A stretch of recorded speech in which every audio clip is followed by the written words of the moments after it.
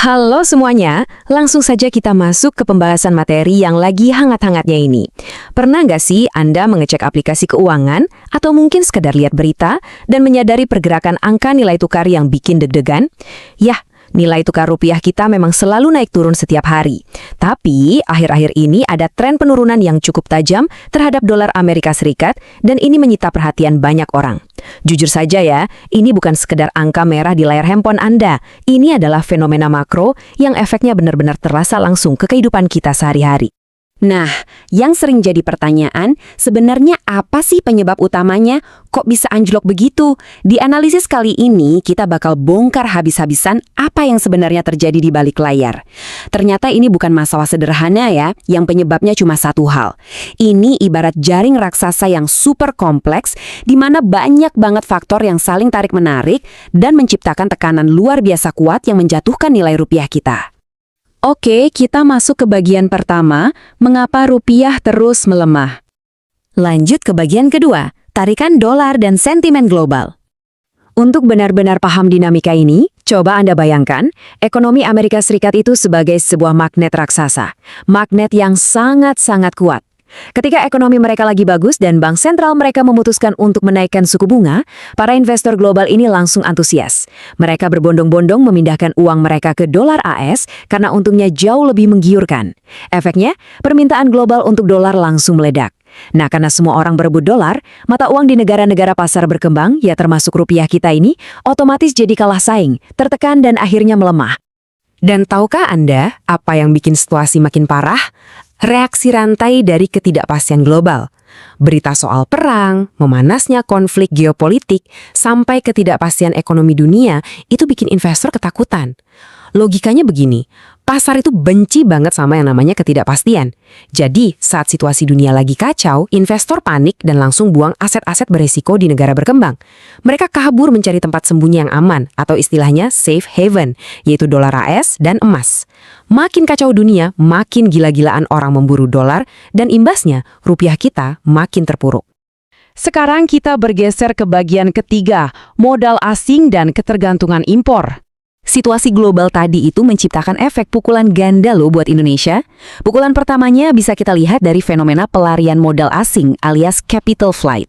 Mekanismenya begini, langkah pertama karena panik, investor asing mulai jualan saham atau obligasi mereka di Indonesia. Langkah kedua, uang rupiah hasil jualan itu mereka tukar secara besar-besaran ke dolar AS. Langkah ketiga, dananya mereka bawa kabur ke luar negeri. Bayangkan saja, pertukaran masif dari rupiah ke dolar dalam waktu singkat ini benar-benar ngasih tekanan luar biasa yang menjatuhkan nilai mata uang kita. Belum selesai sampai di situ, pukulan keduanya justru datang dari struktur ekonomi kita sendiri. Di saat dolar lagi banyak lari ke luar negeri, Indonesia secara bersamaan itu butuh banget membelanjakan dolar dalam jumlah raksasa. Buat apa? Buat bertahan hidup. Kita masih sangat bergantung pada impor seperti BBM, mesin-mesin berat, sampai bahan baku dasar industri. Transaksi ini nggak bisa pakai rupiah, harus pakai dolar. Jadi pasokan dolar di dalam negeri lagi menipis karena dibawa kabur investor, tapi permintaannya tetap selangit. Rupiah kita benar-benar kejepit dari dua arah sekaligus.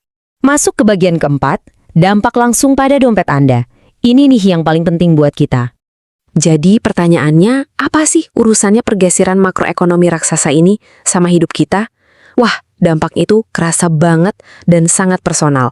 Rupiah yang melemah itu bukan sekedar obrolan orang-orang di gedung bursa efek. Ini langsung diterjemahkan menjadi biaya hidup yang lebih mahal buat kita. Secara logika sederhana, saat nilai rupiah anjlok, otomatis biaya untuk mendatangkan barang-barang impor dari luar negeri itu langsung melonjak tajam. Karena kita ini sangat bergantung pada impor, efek dominonya ke harga barang itu mustahil dihindari. Anda pasti mulai merasakannya kan? Barang-barang yang erat kaitannya sama pasar global kayak BBM, barang elektronik, laptop, HP, bahkan sampai bahan baku makanan pokok seperti gandum untuk roti atau kedelai untuk tahu tempe, semuanya ikut naik. Kenapa? Ya karena belinya harus pakai dolar yang lagi mahal. Pada akhirnya ini memicu inflasi secara luas dan pelan-pelan daya beli dari uang yang ada di dompet Anda itu ikut tergerus. Lalu, apa solusinya?